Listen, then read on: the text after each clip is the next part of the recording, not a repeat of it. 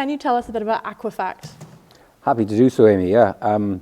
I studied in the university here in Galway. I studied zoology, and particularly marine zoology.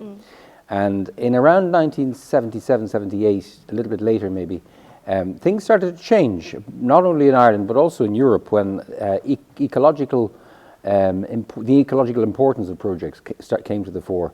And a couple of us thought at that time that it might be a useful thing to set up a consultancy service to specifically address the area of marine science and specifically marine ecology.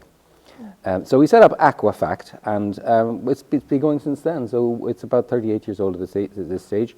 We have about 20 people employed, but just recently we've been bought out by a British company. So now the overall number of people in the total company is about 500. So it's a big enough company.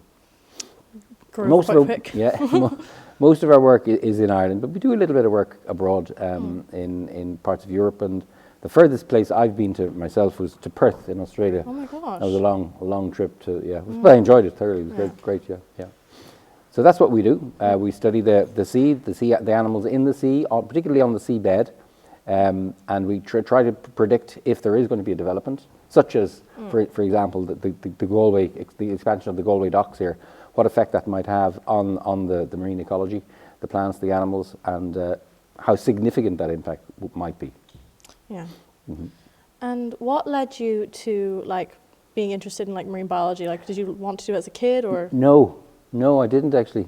I wanted to study birds, and when I did my leaving cert in school, I decided I would come to Galway because there was a bird expert here.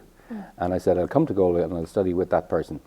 However, when I arrived, that person left. Why, I'm not sure. But anyway, that's the way things happen. I stayed and I had a great time here as a first year.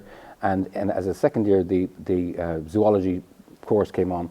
And it happened to be in the marine ecology. And when I heard about this new area for me, totally new area for me, I was completely and utterly gobsmacked by it. And I was taken over. I forgot about birds and started to study the sea. The universe intervened there, I think. Yeah. I knew it was the right thing for you. Maybe, yeah. Cuis Clada has been a big part of the cultural fabric of Galway.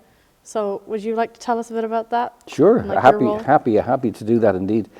One of the first things I did in the university besides studying was to join the college choir.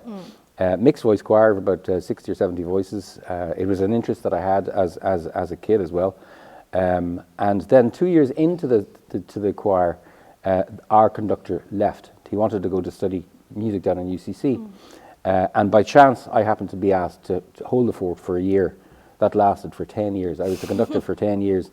And then the university intervened and said, O'Connor, if you don't finish your PhD, we're going to throw you out. So I had to give up the choir. That was the college choir. And in that year,